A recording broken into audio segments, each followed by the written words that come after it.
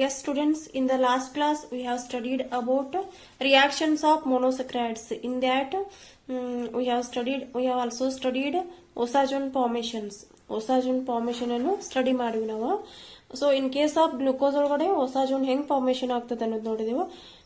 ಈ ಕೇಸ್ ಒಳಗಡೆ how osazone will be formation in case of fructose molecule.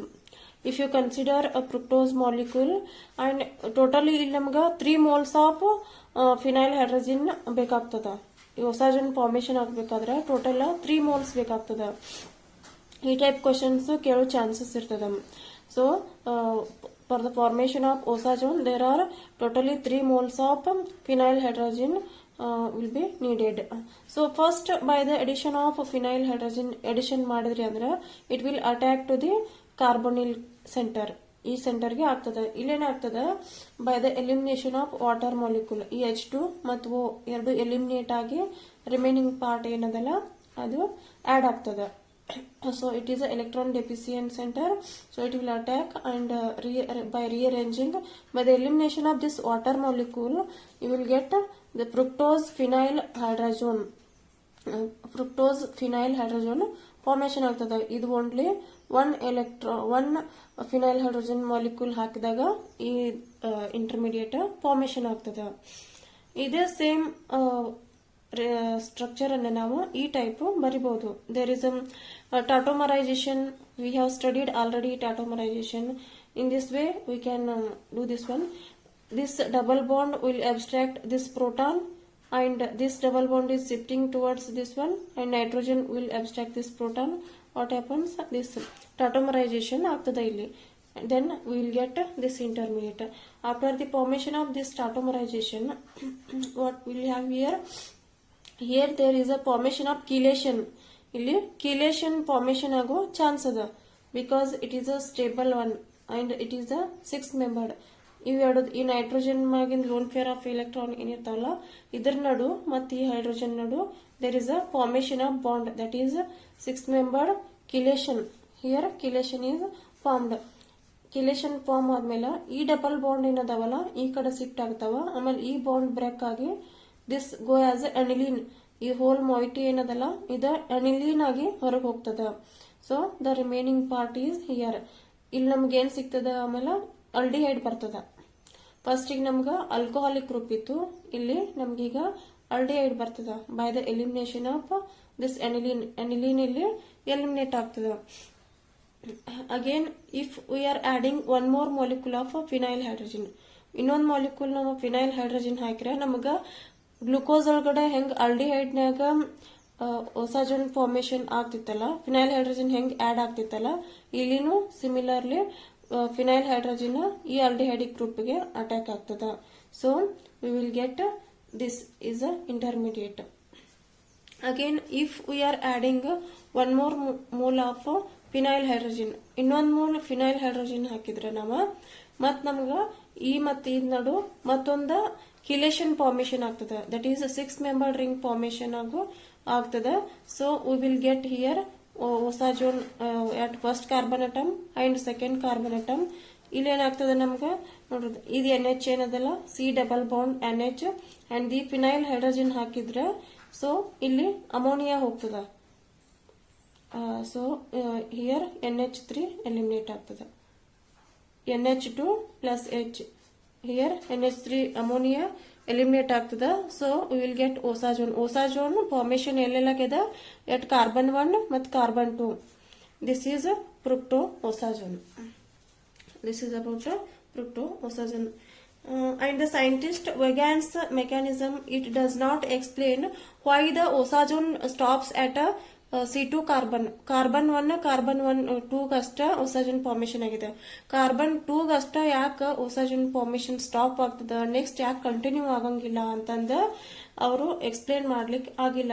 It will stop at carbon atoms second carbon atom.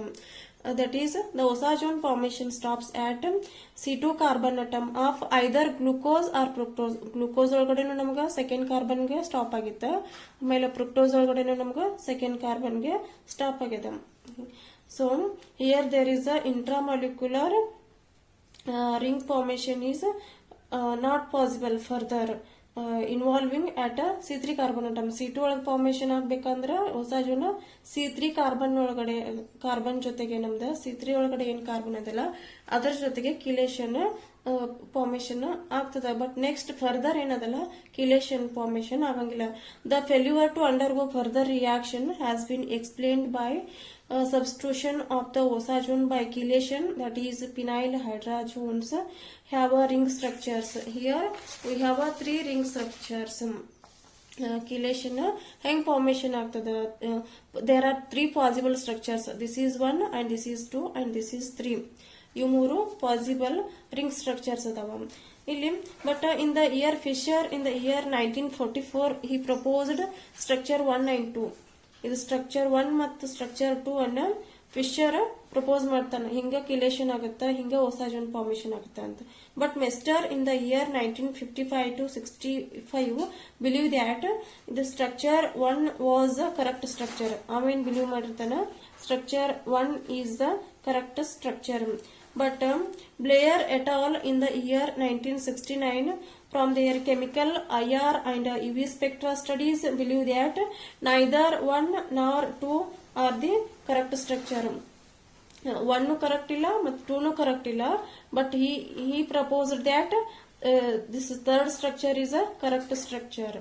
Fisher 1ನೇ structure propose ಮಾಡ್ತಾನ, ಆಮೇಲೆ ಮೆಸ್ಟರ್ 2ನೇ structure propose ಮಾಡ್ತಾರ. But Blair ಏನ್ ಹೇಳ್ತಾರ, neither 1 nor 2 is not correct structure, 3 is the right structure ಅಂತ ಹೇಳಿ propose ಮಾಡ್ತಾರ. ಇದರಿಂದ ಬೈ UV IR ಸ್ಪೆಕ್ಟ್ರೋಸ್ಕೋಪಿಕ್ ಸ್ಟಡಿದಿಂದ structure 3 is a correct structure ಅಂತ ಹೇಳಿ ಇದು ಮಾಡ್ತಾರ, ಪ್ರಪೋಸ್ ಮಾಡ್ತಾರ. So it is in equilibrium with open chain form. ಇದು in equilibrium with open chain form ಒಳಗಡೆ ಇನ್ ಇಕ್ವಿಲಿಬ್ರಿಯಂ ಅದ in solid state as well as in solution state ಅಂತ ಹೇಳಿ ಪ್ರಪೋಸ್ ಮಾಡ್ತಾರ.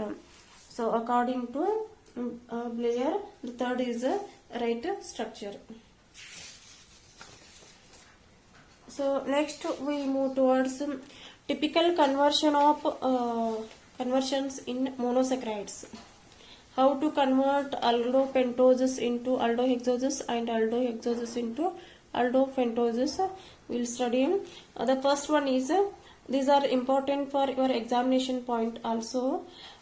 Conversion of aldose to higher aldose. aldose ಇಂದ higher aldose ಅನ್ನ ಹೆಂಗ್ convert ಮಾಡಬಹುದು, ಅಥವಾ ಇದನ್ನ ನಾವು ಅಸೆಂಡಿಂಗ್ ಶುಗರ್ ಸಿರೀಸ್ ಅಂತಾನೂ ಕರಿತೀವಿ.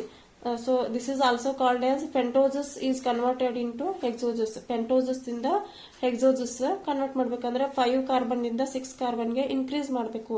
ಅದಕ್ಕೆ ನಾವು ಅಸೆಂಡಿಂಗ್ ಅಂದ್ರೆ ಇನ್ಕ್ರೀಸಿಂಗ್ ಶುಗರ್ ಸಿರೀಸ್ ಅಂತೀವಿ. That is also conversion of aldopentoses into aldohexoses. That is by means of Kiliani synthesis. The scientist Kiliani proposed this synthesis, so called it is a Kiliani synthesis. Yes, first we take here aldopentose. Aldopentose starting material ನಾವು ತಗೊಂಡಿದ್ದಕ್ಕೆ hydrogen cyanide in presence of aqueous condition ಒಳಗಡೆ hydrogen cyanide ಅನ್ನ ಹಾಕಿದ್ರೆ ನಮಗೆ corresponding cyanohydrin formation ಆಗ್ತದೆ. ಇಲ್ಲಿ here we will get corresponding cyanohydrins. And this cyanohydrin formation takes place 2 types. It is because it is this carbonyl carbon is asymmetric. See here, this is asymmetric. By the addition of HCN we will get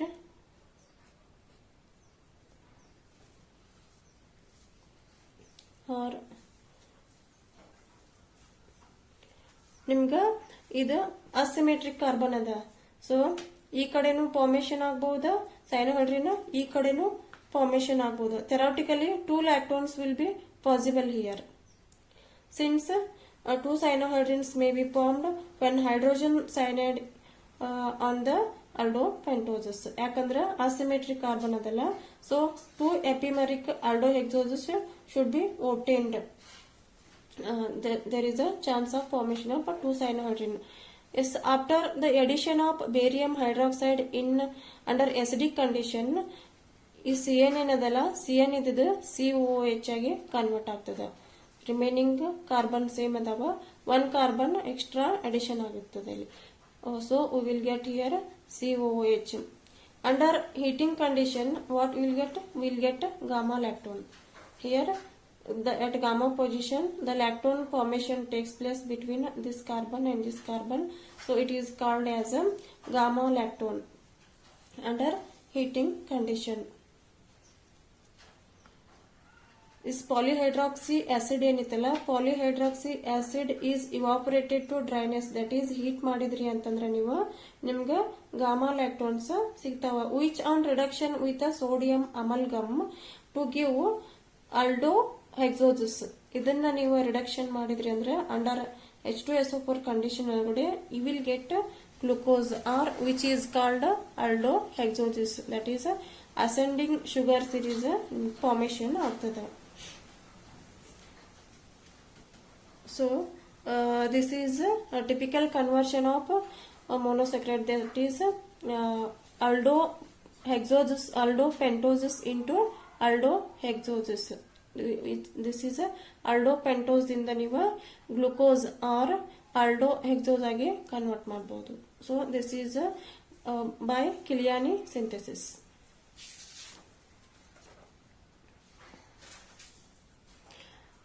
Next one is conversion of aldohexoses to aldopentoses. Method of descending sugar series or Wolf's method. ಇಲ್ಲಿ aldohexose ಅಂದ್ರೆ 6 carbon ಇದ್ದ 5 carbon ಗೆ convert ಮಾಡಕತ್ತೀವಿ. Aldohexoses is to aldopentoses by the scientist Wolf's. This is a Wolf's method. ಇಲ್ಲಿ ನಮಗೆ starting material ಏನ್ ತಗೋಬೇಕು ನಾವು? aldohexose for example glucose ತಗೊಂಡಿವಿ. ಗ್ಲೂಕೋಸ್ ಅನ್ನ ಅಮೋನಿಯಂ ಹೈಡ್ರಾಕ್ಸೈಡ್ ಜೊತೆ ಟ್ರೀಟ್ ಮಾಡಿದ್ರೆ will get this oxime, and which on acetylation under heating condition this will go by the elimination of water we will get here CN, and which on treatment with the ACOH we'll get here aldehyde group. The remaining part is same and we'll get aldehyde group, that is aldopentose. One carbon illi reduce ಆಗಿಬಿಡ್ತದೆ. So AgCN is a byproduct. And by Ruff's method also we can synthesize this, we can convert aldohexose into aldopentose. Aldohexose ಅನ್ನ aldopentose ಆಗಿ Ruff's method ದಿಂದನು ನಾವು synthesis ಮಾಡಬಹುದು. This is a glucose, that is aldohexose, which on bromination in presence of water, it is a oxidation takes place at by using this bromine in water use ಮಾಡಿದ್ರೆ ಇದು oxidation ಎಲ್ಲಿ ಆಗ್ತದ ಅಂದ್ರೆ aldehyde ಗ್ರೂಪಿಗೆ ಆಗ್ತದ, ಮತ್ತು ಈ alcoholic ಗ್ರೂಪಿಗೆ ಆಗಂಗಿಲ್ಲ. ಯಾಕಂದ್ರೆ this type of reactions we have already studied. ಯಾಕಂದ್ರೆ ಮೈಲ್ಡ್ ಅದ, ಇದು ಮೈಲ್ಡ್ ಇರೋದ್ರಿಂದ ಇಲ್ಲ ಅಷ್ಟೇ ನಮ್ಗೆ ಆಕ್ಸಿಡೇಷನ್ ಮಾಡಬಹುದು. So will get here COOH and the remaining thing is remains as it is, which on treatment with a calcium salt. ಇದನ್ನ ನಾವು ಕ್ಯಾಲ್ಸಿಯಂ ಸಾಲ್ಟ್ ಜೊತೆ ಟ್ರೀಟ್ ಮಾಡಿದ್ರೆ calcium salt of this COO minus aldohexose we will get here, and in presence of H2O2 and Fe+3 what we will get by the elimination of this whole thing, and we will get here aldopentoses by the elimination of CO2 ಹೋಗ್ತದೆ. ಆಮೇಲೆ ಇಲ್ಲಿ we'll get aldehyde group, that is which is having only 5 carbon atom ಅದಾವ. In finally we will get here 5 carbon atom. This is by using hydrogen peroxide. On oxidation what we will get here hydrogen peroxide. So this is the Ruff's method of conversion of aldoses to aldohexoses to aldopentoses, that is glucose ದಿಂದ ನಾವು aldopentose ಅನ್ನ convert ಮಾಡಬಹುದು. So description ಒಳಗಡೆ ಒಂದು link ಇದೆ, ಆ link ಅಲ್ಲಿ PDF notes ಇದೆ, ಅದನ್ನ ಡೌನ್ಲೋಡ್ ಮಾಡ್ಕೊಳ್ರಿ. So no need to write all these things, only you have to practice the reactions. So download that PDF notes. Thank you.